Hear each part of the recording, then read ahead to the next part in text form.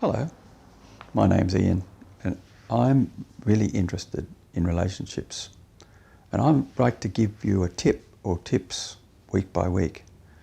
So hopefully this is going to be helpful for you, and I hope you appreciate it.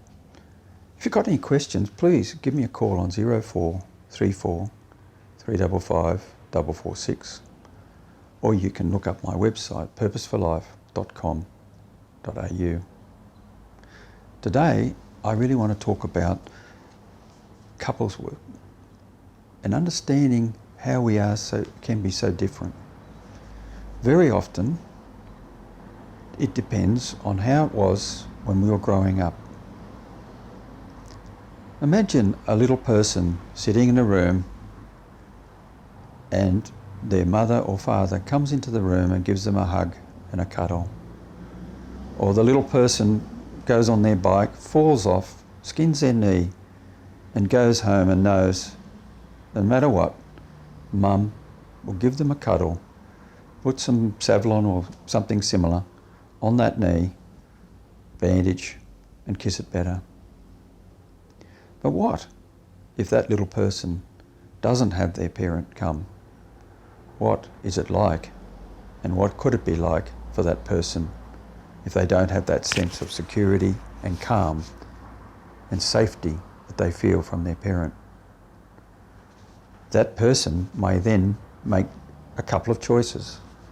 One choice they might make might be,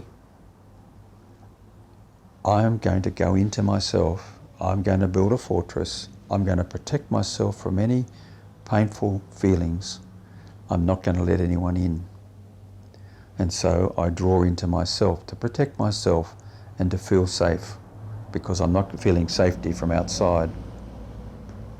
Another alternative might be that person might become a lot more anxious and actually want to express themselves in a very, very volatile manner, or in a way that is culturally and socially acceptable, but at the same time is very intense and very driven. That's to show their parents that they are worthy and should be loved, even if they're not.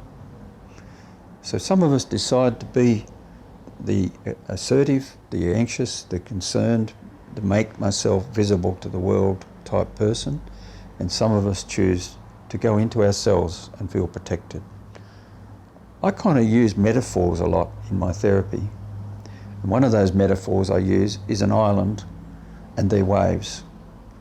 So when we grow up and form a relationship, we might fall into three categories. One category might be we feel safe and secure because we grew up in a safe and secure environment, and we are able to share that safety and security with others. And I call those people anchors, people who are anchored, safe, and feel comfortable within themselves. Another person might have drawn into themselves, like I said, protecting themselves from any harm or feelings that might be hurtful. And I like to call those people islands. The third group of people, the anxious type, are more like the waves coming onto the island. And I see this a lot in couples work, where one person is withdrawn, wants to sit on the island, wants to sit in the banana chair, have the umbrella up, and drink mint juleps. The other person is coming onto the island saying, are you there for me? Are you there for me? Are you there for me? And that becomes really intense for the person on the island. So they withdraw more and more. And so we get a situation where that person who's become a wave becomes more intense with their wave, and the person who's withdrawn becomes more withdrawn. And we have to eventually get to a stage where we can turn that around so that both can become more like anchors for each other. I'm not sure if this is very confusing for you, but it's a tip to wonder, are you an anchor? Are you a wave? Or are you an island in your relationship?